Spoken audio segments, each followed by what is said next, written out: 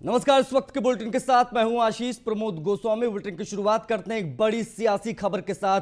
तो यूपी में विधानसभा चुनाव 2022 को लेकर ब्राह्मणों को साधने के लिए अब खुद बीएसपी सुप्रीमो मायावती ने मोर्चा संभाल लिया है। 2007 की तरह सत्ता में वापसी के लिए बसपा सोशल इंजीनियरिंग के जरिए अपने सियासी समीकरण को दुरुस्त करने के लिए अब तक सूबे के 74 जिलों में प्रबुद्ध वर्ग सम्मेलन कर चुकी है और अब आखिरी सम्मेलन आज लखनऊ में पार्टी के प्रदेश मुख्यालय में होगा, जिसे खुद बीएसपी सुप्रीमो मायावती संबोधित करने जा रही हैं। तो इस तरह से उत्तर प्रदेश में सत्ता का वनवास खत्म करने के लिए बसपा 14 साल बाद फिर से ब्राह्मण समुदाय को जोड़ने के कवायद में जुटी हुई है। बता दें कि 2019 के लोकसभा चुनाव के बाद मंगलवार को पहली बार बसपा प्रमुख व पूर्व सीएम मायावती किसी सार्वजनिक मंच पर नजर आएंगी। ऐसे में माना जा रहा है कि मायावती ब्राह्मण सम्मेलन के जरिए बसपा के मिशन 2022 का आगाज करेंगे। वो ब्राह्मण सम्मेलन के बहाने अपने कार्यकर्ताओं और समर्थकों के सामने मिशन 2022 के सियासी एजेंडे को भी साधेंगी। यूपी में 2022 की चुनावी लड़ाई में अभी तक कमजोर मानी जा रही मायावती ने बीएसपी महासचिव सतीश चंद्र मिश्रा के कंधों पर ब्राह्मणों को जोड़ने का जिम्मा रखा है। सतीश चंद्र मिश्रा की अगुवाई में बीएसपी ने 23 जुलाई को अयोध्या में प्रबुद्ध वर्ग विचार गोष्ठी की शुरुआत की थी। इसके बाद अलग अलग चरणों में सम्मेलन करते हुए अब तक 74 जिलों में ब्राह्मण सम्मेलन हो चुके हैं।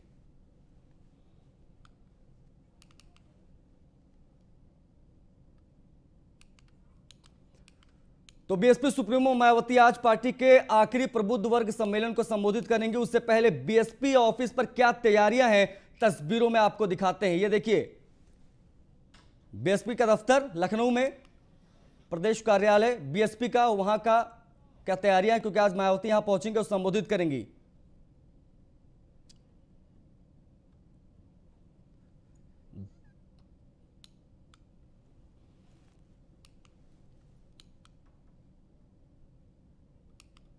देखिए, यहाँ पर आज जो कार्यक्रम हो रहा है, जो समारोह हो रहा है, आपको मालूम है कि आदरणीय बहन कुमारी मायावती ने निर्देश दिया कि सितंबर से आगाज होगा।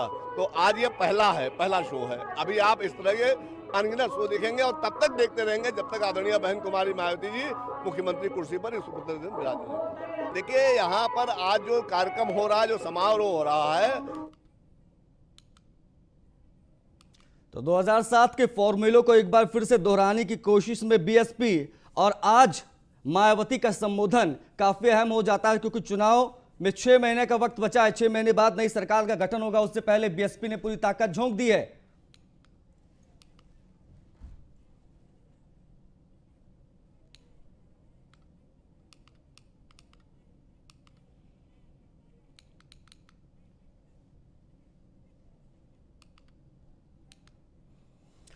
तो लखनऊ से हमारे सहयोगी एसके वाजपेयी जुड़ गए हैं ज्यादा जानकारी के साथ, उनसे बातचीत करते हैं। एसके वाजपेयी, बताएं कि आज का क्या कार्यक्रम रहने वाला है मायावती का पूरा? बिल्कुल, अगर हम देखें तो एक लंबा वक्त बीएसपी सुप्रीमो ने किसी सार्वजनिक मंच पर आने से गुजारा है, नहीं आई हैं वो, और आज एक लंबे वक्त के बाद दोबारा से वो सार्वजनिक मंच पर आ रही हैं। हालांकि अगर हम देखें तो बीएसपी पूरी तैयारी में जुटी है।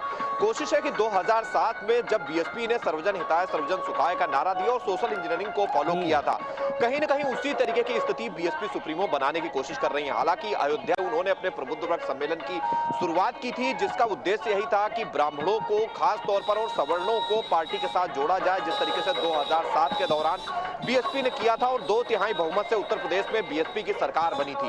तो कहीं ना कहीं बीएसपी सुप्रीमो 2022 को लेकर भी आशान्वित हैं, जहां पूरे प्रदेश के 74 जिलों में ये कार्यक्रम हो चुके हैं। आज लखनऊ में कार्यक्रम है, बीएसपी सुप्रीमो मायावती स्वयं इस कार्यक्रम को संबोधित करेंगी। मेरे पीछे आप देख सकते हैं कि बीएसपी का कार्यालय है और यहीं पर वो कार्यक्रम होगा। बीएसपी सुप्रीमो 11 बजे इस कार्यालय में पहुंचेंगी। इसके बगल में ही उनका आवास है, आवास से वो इस कार्यालय आएंगी, जहां पर प्रबुद्ध वर्ग सम्मेलन को, जो कि लखनऊ में होगा, और उसको यहां पर वो संबोधित करने वाली है। तो निश्चित है कि आप देख सकते हैं वो भीड़ जो दूर दराज के इलाकों से लोग यहां पहुंच रहे हैं और कहीं ना कहीं उनका सिक्योरिटी चेक करने के बाद उनको उस स्थल पर ले जाया जा रहा है जहां पर पूरा ये कार्यक्रम होना है। बीएस सुप्रीमो मायावती भी जहां पर रहेंगी। तो कहीं ना कहीं कोशिश यही है कि ज्यादा से ज्यादा लोगों तक एक संदेश दिया जाए और कहीं ना कहीं पार्टी के साथ लोगों को जोड़ा जाए। तो लगातार बीएसपी सुप्रीमो ये कोशिश कर रही हैं और खास तौर पर जहां अगर हम देखें तो दलित वोटर जिस तरीके से बीएसपी सुप्रीमो दावा करती हैं कि उनके साथ है, तो सवर्णों को इस प्रबुद्ध वर्ग सम्मेलन के जरिए जोड़ने की कोशिश है। हालांकि उन्होंने इसको नाम दिया है प्रबुद्ध विचार गोष्ठी। लेकिन अगर हम देखें तो बीएसपी महासचिव सतीश चंद्र मिश्र लगातार ये सम्मेलन कर रहे थे, प्रदेश के एक एक जिले में जा रहे थे और कहीं ना कहीं कोशिश कर रहे थे कि जो सवर्ण हैं उनको इसके जरिए पार्टी के साथ जोड़ा जाए। और अब आज जब लखनऊ में यह कार्यक्रम हो रहा है तो कहीं ना कहीं कोशिश बीएसपी सुप्रीमो की यही होगी कि अपना संदेश दिया जाए, पार्टी की नीति बताई जाए, पार्टी किन चीजों को लेकर आगे बढ़ेगी, खासतौर पर 2022 के इलेक्शन में इन सारी चीजों को बताने की कोशिश होगी। तो निश्चित है कि बीएसपी सुप्रीमो ने अपने 2022 के इलेक्शन कैंपेन का आगाज जरूर कर दिया है और आज वो स्वयं इस कैंपेन में शामिल हो रही हैं राजधानी लखनऊ से, जो कि अब से थोड़ी देर बाद बीएसपी सुप्रीमो यहां पहुंचेंगी और प्रबुद्ध वर्ग सम्मेलन को संबोधित करेंगी। निश्चित है कि पार्टी की चीजों को रखेंगी। लगातार हमने देखा है जब जब वो मीडिया में आई हैं तो चाहे समाजवादी पार्टी रही हो या फिर सत्ताधारी दल भारतीय जनता पार्टी, लगातार उनके हमले होते रहे हैं। आज वो किस तरीके से चीजों को रखती हैं, किन चीजों को उठाती हैं और क्या चीजें बताती हैं, किस तरीके से वो 2022 में लोगों के लिए काम करेंगी, खास तौर पर प्रबुद्ध वर्ग जिनके लिए वो ये सम्मेलन पूरे प्रदेश के सभी जिलों में कर चुकी हैं और अब आज लखनऊ में करने जा रही हैं और इसका यहीं से समापन भी होगा। तो निश्चित है कि आगे की क्या रणनीति होगी, कैसे अपने वोटर्स को, खास तौर पर अगर हम देखें तो दलित और जो मुस्लिम वोटर्स हैं जो कि बीएसपी का बेस वोट माना जाता रहा है, वो कैसे पार्टी के साथ जुड़ा रहेगा, उसके लिए क्या वो करती हैं और कौन से तरीके अपनाती हैं, ये भी देखना महत्वपूर्ण होगा। लेकिन ये जरूर है कि आज बीएसपी सुप्रीमो कहीं ना कहीं कोशिश कर रही हैं कि प्रबुद्ध वर्ग सम्मेलन के जरिए कहीं ना कहीं सवर्णों को एक संदेश दिया जाए कि वो पार्टी के साथ आते हैं तो किस तरीके की चीजें बीएसपी सरकार आने पर की जा सकती हैं। जी बिल्कुल जाहिर सी बात है इसके, क्योंकि जो बातें सामने आ रही लगातार, क्योंकि मायावती काफी ज्यादा खुश नजर आ रही थी अपने इस प्रबुद्ध वर्ग सम्मेलन को लेकर, अब एक बार फिर से वो खुद जो है आज संबोधित करती नजर आएंगी। हमारे एग्जीक्यूटिव एडिटर अवनीश विद्यार्थी हमसे जुड़ गए, उनसे बातचीत करते हैं। अवनीश, अगर आपको मेरी आवाज आ रही है तो देखिए 2007 में किस तरीके से सोशल इंजीनियरिंग का फॉर्मूला अपनाया गया था और सत्ता पर काबिज हुई थी मायावती, और इस बार भी कहीं ना कहीं देखा जाए तो फिर से उसी फॉर्मूले को अपनाती नजर आ रही बीएसपी। ये उत्तर प्रदेश का पूरा चुनाव समीकरणों का ही चुनाव दिखाई पड़ रहा है। जिस तरीके से सियासी दल कोशिश कर रहे हैं, वो चाहे सत्तारूढ़ बीजेपी हो, विपक्ष में जो कदावर पार्टियां हैं, समाजवादी पार्टी हो, बीएसपी हो, यहाँ तक कि कांग्रेस पार्टी, राष्ट्रीय पार्टी भी है, वो भी लगातार समीकरणों को ही साधने की कोशिश कर रही है। उसी कड़ी में जो कोशिशें हो रही हैं उनमें वोट को जोड़ने की हो रही है। देखिए, एक दौर हुआ करता था जब 40% 45% के आसपास मतदान हुआ करता था, तब इन पार्टियों का जो आधार वोट अपना था, चाहे समाजवादी पार्टी का एमवाई का फैक्टर रहा हो या जिस तरीके से बीएसपी थी उसका दलित और मुस्लिम का गठजोड़ रहा हो, ये उसके दम पर अपनी सियासत को आगे बढ़ाते। लेकिन जैसे जैसे पोलिंग परसेंटेज बढ़ा, यानी 50% से ज्यादा मतदान होने लगे, 60%, 65% तक मतदान होने लगे, तब इन सियासी दलों को ऐसा लगा कि सिर्फ कुछ जाति विशेष पर अपना प्रभाव रखने से या उसको बेस वोट मान करके बाकी वोट को अगर हम नहीं जोड़ेंगे तो सियासत में वापसी नहीं होगी। और इसी का नतीजा था कि 2007 में एक पॉलिटिकल एक्सपेरिमेंट मायावती ने किया था कि उनके अपने दलित मुस्लिम गठजोड़ के साथ साथ उन्होंने ब्राह्मण को जोड़ा था। ब्राह्मण के जुड़ने से एक वोट बैंक उनका स्ट्रेंथन हुआ और नतीजा ये हुआ कि बीएसपी पहली बार बहुमत की सत्ता में आ गई। और वही फायदा फिर आगे अखिलेश यादव को हुआ, समाजवादी पार्टी को हुआ। 2012 में जब वो सत्ता में आए तो इसी तरीके से उन्होंने ओबीसी में तमाम जातियों को जोड़ा, शेड्यूल कास्ट में उन्होंने नॉन जाटो यादव जो जातियां हैं उनको अपने साथ जोड़ा। वही कोशिश कुछ मायावती फिर से एक बार करने की कोशिश कर रही है। हालांकि एक्सपेरिमेंट करने की कोशिश उन्होंने 2012 में भी की थी, बहुत सारे इसी तरीके से सम्मेलन किए थे। बाद में फिर सम्मेलनों में कोर्ट की छाया आ गई थी, कोर्ट में फिर इस बात को कहा गया कि अब इन सम्मेलनों को ब्राह्मण सम्मेलन या किसी जातिगत सम्मेलन के नाम से नहीं किया जाएगा, बल्कि उनका नाम बदल दिया गया और अब उनको प्रबुद्ध सम्मेलन इस तरीके से करके करने की कोशिश की गई। अब लगातार चूंकि इनिशिएटिव बीएसपी ने जरूर लिया है और उसका नतीजा है, क्योंकि यूपी में पिछले साल 6 महीने में अगर आप देखें तो ब्राह्मण पॉलिटिक्स को लेकर के बहुत चर्चा होती रही। बिल्कुल सर, आएंगे अवनीश जी, आएंगे आपके पास। देखिए, आपसे समझना बड़ा जरूरी हो जाता है, आपसे अभी समझेंगे कि आखिर जो है जो सीटों का समीकरण होगा, ब्राह्मणों को कितना उम्मीदवार उतार सकते हैं इस बार मायावती, इस पर भी आपसे चर्चा करेंगे। लेकिन इसके वाजपेयी भी हमारे साथ लखनऊ से लगातार बने हुए हैं। वाजपेयी जी, बताएं कि आज का जो पूरा कार्यक्रम है इसमें मायावती पहुंचेंगे तो क्या प्रदेश के तमाम बीएसपी के कार्यकर्ता भी यहां पर पहुंच रहे हैं? क्या तस्वीरें देखने को मिलेंगी आज लखनऊ से? बिल्कुल, अगर हम देखें तो बीएसपी सुप्रीमो यहाँ पर 11 बजे पहुंचेंगी। 11 बजे उनके पहुंचने का कार्यक्रम है और पूरे प्रदेश भर के उन जिलों के जहां पर ये प्रबुद्ध वर्ग सम्मेलन हुए हैं, जो पार्टी के पदाधिकारी हैं वो यहाँ पहुंच चुके हैं। अंदर के बैठने की इसके आऊंगा आपके पास, आपको इंटरप्ट कर रहा हूं क्योंकि चंद्रमोहन जी जुड़ गए हैं, भारतीय जनता पार्टी के प्रवक्ता, उनसे बातचीत करते हैं। चंद्रमोहन जी देखिए, प्रबुद्ध वर्ग सम्मेलन, ये सम्मेलन कहीं ना कहीं जो आप कह सकते हैं कि परंपरागत वोटर्स हैं भारतीय जनता पार्टी को, उनको साधने की कोशिश कर रही है मायावती, और हमेशा से ये कहती आई हैं कि उन्हीं के सम्मेलनों को कॉपी कर रही है आपकी पार्टी। अब बताएं, आज खुद मायावती संबोधित करने वाली है प्रबुद्ध वर्ग सम्मेलन को। बहुत अच्छी बात है। एक तो पता लगेगा कि कौन कौन प्रबुद्ध हैं, कौन किस प्रबुद्ध को वो प्रबुद्ध मानती है और प्रबुद्ध उनसे क्या क्या सुनने आएंगे, क्या जानने आएंगे। उत्तर प्रदेश में भ्रष्टाचार की अगर किसी ने चरम सीमाएं पार की तो वो बहन मायावती जी है। तो मायावती जी का जो जातिवाद का, भ्रष्टाचार का जो मॉडल है उसको वो एक्सप्लेन करेंगी तो अच्छा है। और लेकिन उत्तर प्रदेश का जो प्रबुद्ध वर्ग है वो जानता है कि उत्तर प्रदेश योगी जी के नेतृत्व में आज नए विकास के पर आगे बढ़ रहा है, जो नए उत्तर प्रदेश की नींव जिस पर रखी गई है।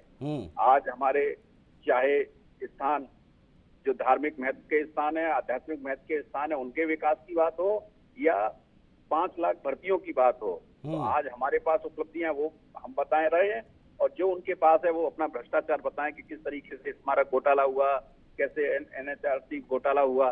तो जो घोटाले हैं, भ्रष्टाचार हैं, उन पर वो सफाई दें और उसके बाद में बात करें। मायावती जी को, मायावती ये बार बार आरोप लगाती हैं, चंद्रमोहन जी, मायावती बार बार ये आरोप लगाती हैं, आपने बयान भी सुने होंगे, मीडिया में काफी ज्यादा चर्चा में रहा था। अभी हाल फिलहाल का है उनका बयान है कि उनका जो प्रबुद्ध वर्ग सम्मेलन है उसी के नाम से बीजेपी भी कर रही है, और उसको जो उन्होंने कहा था कि भारतीय जनता पार्टी जो है वो बीएसपी के सम्मेलनों को कॉपी करती है, राजभर ने भी इस पर बयान दिया था। देखिए, बीजेपी को किसी की कॉपी करने की जरूरत नहीं। बीजेपी इस देश की पार्टी है और इस देश का प्रबुद्ध वर्ग भारतीय जनता पार्टी को पसंद करता है, स्वीकार करता है और भारतीय जनता पार्टी के साथ है, क्योंकि भारतीय जनता पार्टी देश के लिए राजनीति करती है। बहन जी परिवार की राजनीति करती है, भाई भतीजा और बहन जी, और है क्या, तो परिवार की राजनीति बनाम उत्तर प्रदेश के विकास की राजनीति, उत्तर प्रदेश के वैभव की राजनीति, उत्तर प्रदेश में किसान की राजनीति, उत्तर प्रदेश के मजदूर की राजनीति, उत्तर प्रदेश के नौजवान की राजनीति। 5 लाख नौकरियां देने का काम हमने किया है। आज उद्योग धंधे हैं, आप सब देख रहे हैं कि उत्तर प्रदेश किस दिशा में आगे बढ़ रहा है। आज उत्तर प्रदेश में फिल्म सिटी बन रही है, आज उत्तर प्रदेश में एयरपोर्ट बनने हैं, आज उत्तर प्रदेश में मेडिकल कॉलेज बनने हैं। तो आज चारों ओर सबने देखा है बहन जी का कालखंड किस तरीके की सरकार थी। तो आज बहन जी कहाँ है? उत्तर प्रदेश में बाढ़ आती है तो उत्तर प्रदेश के मुख्यमंत्री जी जाते हैं, बहन जी कहाँ जाती हैं? बहन जी आनंद के लिए राजनीति कर रही हैं, आकाश के लिए राजनीति कर रही हैं। बहन जी की पूरी राजनीति आनंद और आकाश के लिए, खुद के लिए। और माननीय मुख्यमंत्री जी योगी जी की राजनीति उत्तर प्रदेश के नागरिकों के लिए। लेकिन सर हमें यह भी नहीं भूलना होगा कि 2007 में दलित और ब्राह्मण का जो सोशल इंजीनियरिंग का फॉर्मूला अपनाया था, उसी से उन्होंने सरकार बनाई थी। आपका शुक्रिया, समय कम है चंद्रमोहन जी, समय कम है, बहुत शुक्रिया आपका हमसे जुड़ने के लिए। तो मायावती ने जिस तरीके की जो आप कह सकते हैं जो फॉर्मूला 2007 में अपनाया था, उसी के दम पे एक बार फिर से 2022 की सत्ता पे काबिज होना चाहती हैं। एसके वाजपेयी हमारे साथ बने हुए हैं लगातार, एसके वाजपेयी से बात करते हैं। एसके वाजपेयी बताएं, देखिए क्योंकि जो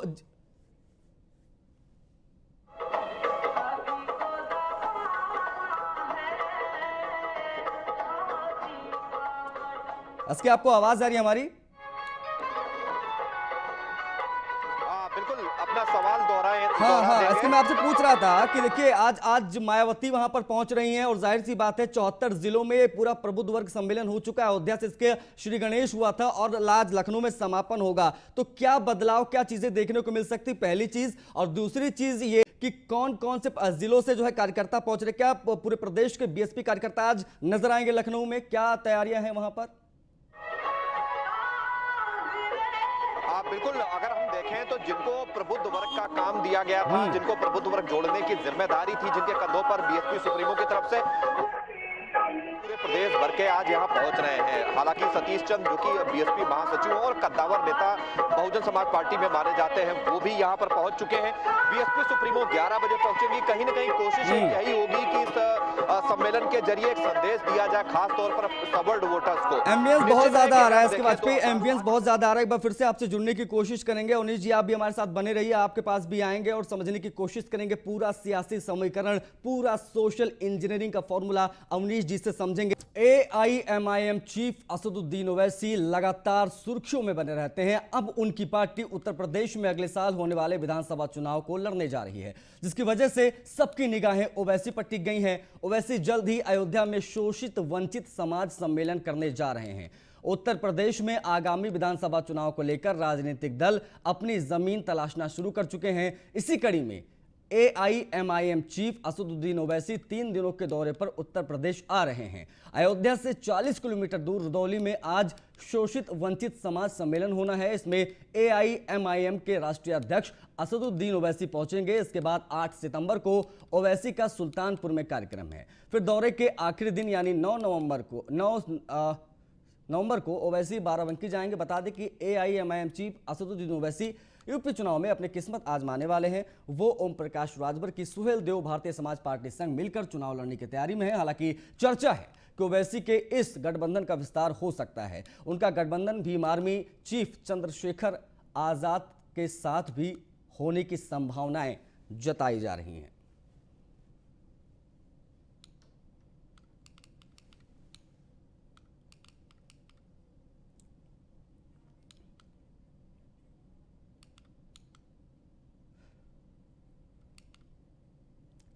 हमारे एग्जीक्यूटिव एडिटर अवनीश विद्यार्थी जी हमसे जुड़े हुए हैं और साथ ही साथ में अयोध्या से हमारे ब्यूरो चीफ राघवेंद्र शुक्ला हमारे साथ जुड़े हुए। राघवेंद्र, सबसे पहले आपके पास आऊंगा। देखिए, ओवैसी का एक कार्यक्रम आने से पहले ही विवादों में था, फिलहाल की क्या स्थिति है अयोध्या में? बिल्कुल, देखिए अभी करीब 1:30 बजे अयोध्या की सीमा में प्रवेश करेंगे असदुद्दीन ओवैसी जो AIMIM के जो है अध्यक्ष हैं, और 2 बजे वह रुदौली की एक दरगाह पर पहुंचेंगे, चादर चढ़ाएंगे, जियारत करेंगे और उसके बाद वो अपने कार्यकर्ताओं से मिलेंगे। आज ही वह अपनी पार्टी का प्रत्याशी भी घोषित कर सकते हैं, ऐसा अनुमान लगाया जा रहा है। हालांकि प्रशासन ने मात्र 50 लोगों की अवधि दी है, लेकिन जिस तरह से होर्डिंगे, बैनर, पोस्टर पूरी तरह से लगाए गए हैं पूरे रुदौली क्षेत्र में, ऐसा माना जा रहा है कि भारी भरकम भीड़ उनके कार्यकर्ताओं की होगी। एक विवाद की बात जो आपने की, पहले अयोध्या की जगह पर जनपद फैजाबाद लिखा था और कहा था कि AIMIM के कार्यकर्ता फैजाबाद चले। उस पर अयोध्या के संतों ने एक बड़ी प्रतिक्रिया दी थी, विरोध भी जताया था। परमहंस दास जो यहाँ के एक मंदिर के महंत है, वह पहुंचे थे, पोस्टर उन्होंने फाड़ दिया था। काफी विवाद भी उसके बाद हुआ। संतों की प्रतिक्रिया के बाद कार्यकर्ता बैकफुट पर आए और उन्होंने अयोध्या लिख दिया। लेकिन कल फिर से उन्होंने रुदौली शरीफ एक पोस्टर पर लिखकर फिर से कहीं ना कहीं एक विवाद बढ़ा दिया है, क्योंकि रुदौली में भी जो हिंदू धर्म के लोग हैं, जो धर्मगुरु हैं, वह यहाँ पर सनातन धर्म की मान्यता को मानते हैं। मुस्लिम धर्म के लोग आज शरीफ लिख रहे हैं, तो कहीं ना कहीं विवाद फिर एक बार गरमाने की कयास पर देखने वाली बात होगी। कहा यह भी जा रहा है कि जानबूझकर ये चीजें करते हैं ताकि चर्चा में बने रहे, क्योंकि आप जानते हैं कि अयोध्या का नाम, फैजाबाद का नाम बदलकर अयोध्या कर दिया गया था। ऑलरेडी जिला जो है कागजों में, हर जगह जो है दस्तावेजों में अयोध्या हो चुका है, तो फिर फैजाबाद लिखने की क्या जरूरत पड़ गई थी? एक वर्ग है ऐसा जो कहता है कि जानबूझकर ऐसा करते हैं ओवैसी। हाँ बिल्कुल, देखिए कई ऐसे जो जानकार हैं वो असदुद्दीन ओवैसी के हर बातों को बड़े ही ध्यान से गौरपूर्वक सुनते हैं और उनकी बातों को जो है बताते भी हैं। और एक तबके का जरूर इस बात का कहना है कि असदुद्दीन ओवैसी हर बात को इसी तरह कहते हैं जिससे मुस्लिम और हिंदू में कहीं ना कहीं आपसी जो है मनमुटाव हो और मुस्लिमों का वोट बड़ी संख्या में ध्रुवीकरण हो। तो कहीं ना कहीं ओवैसी की बातों में हमेशा ही, चूंकि ओवैसी का एक बयान भी आया था कि मैं अयोध्या नहीं फैजाबाद आ रहा हूँ, ये अपने आप में बड़ा बयान है। जब एक बड़ा बयान है, शायद इसीलिए जो है संतों ने बड़े पैमाने पर विरोध किया था और विरोध का नुकसान को ये देखने को मिला कि उनको अपना जो है पोस्टर बदलना पड़ा और फैजाबाद हटा के अयोध्या लिखना पड़ा। उन्नीस जी के पास चलूंगा। उन्नीस जी, देखिए एक चीज समझाइए कि हमेशा से कहा जाता है कि ओवैसी जो हैं वो बी टीम है भारतीय जनता पार्टी की, और जो मुस्लिम के वोट्स हैं वो सपा और बसपा के वो काटेंगे। इस बार के चुनाव में करीबन 6 महीने बचे, 6 महीने के बाद नई सरकार का गठन होना है। उससे पहले आपको क्या लगता है, क्या प्रभाव छोड़ पाएंगे असदुद्दीन ओवैसी उत्तर प्रदेश की सियासत में?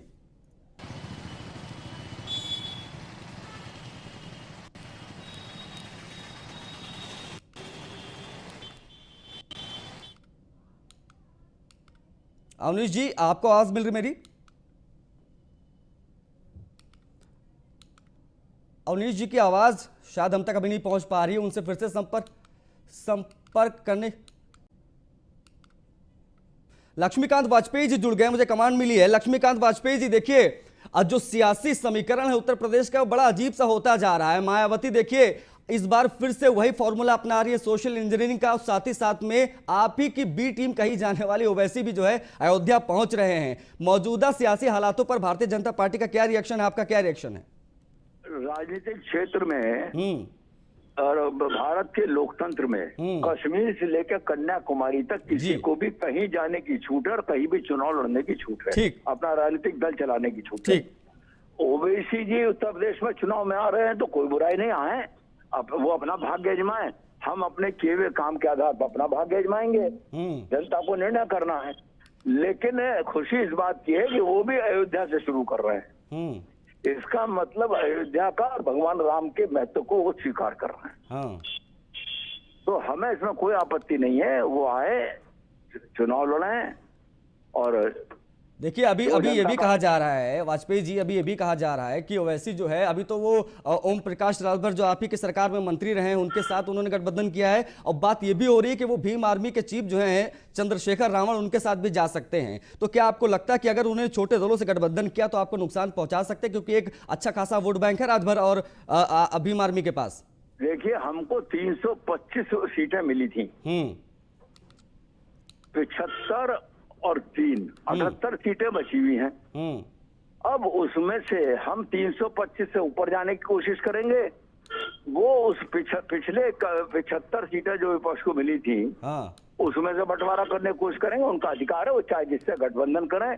लेकिन मैं इतना जरूर कह दूंगा कि जनता जो है समझदार है, राष्ट्रवाद पर जनता कोई समझौता नहीं करेगी, और राष्ट्रवाद की प्रतिमूर्ति है नरेंद्र मोदी और योगी, उनके साथ जनता अपना आशीर्वाद देगी, खड़ी रहेगी, ऐसा हमें विश्वास है। चलिए बहुत शुक्रिया लक्ष्मीकांत वाजपेयी जी हमसे जुड़ने के लिए। पूर्व प्रदेश अध्यक्ष भारतीय जनता पार्टी के हमारे साथ जुड़े हुए थे, और उन्होंने सीधे तौर पर कहा कि राष्ट्रवाद का मुद्दा, गौर कीजिएगा, राष्ट्रवाद का मुद्दा एक बार फिर से हावी होगा और भारतीय जनता पार्टी अपनी सरकार बनाएगी। मेरे साथ इस बुलेटिन में फिलहाल इतना, नमस्कार।